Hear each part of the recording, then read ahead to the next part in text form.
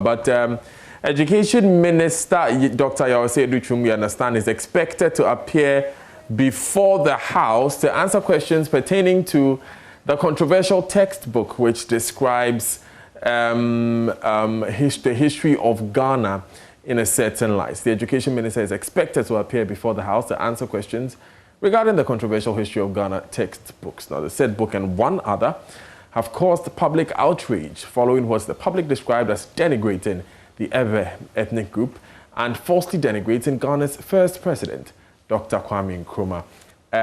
Now, this follows an urgent question filed by the MP for North Tong, Samuel Okudzeto Ablakwa. Parker, what more do we know about Dr. Educhum's appearance? Well, I'm struggling to hear, but if you're asking about the controversial textbooks, or what people say offensive textbook, which seeks to malign and defame Voltaireans, well, this afternoon, in fact, in the other paper, it's been advertised that the Education Minister, Dr. Yawase Duchum, will be appearing before the House to answer questions regarding that. And one of the key issues that have come up is the fact that NACA was now going through the process of approving these textbooks, and yet they were in the market and students had already gained copies or have had copies of these textbooks. So even though the minister himself is not in the House, since the other paper has advertised, we are expecting that he will be in the House to answer the question. But Daniel, I spoke to the former Director General of NACA, which of course is a very good friend, MP for Kwesimi Team, Prince Ama.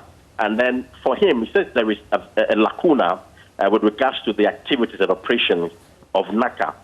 This is mainly because when publishers flout the regulation, what NACA does, and since he has that experience, is to only caution them.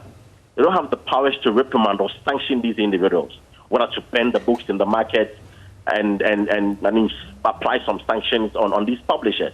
And so because they caution them, this has contributed to the indiscipline among publishers, knowing very well that even though they send a manuscript to NACA, when they get the books onto the market, NACA has little to do in terms of sanctioning.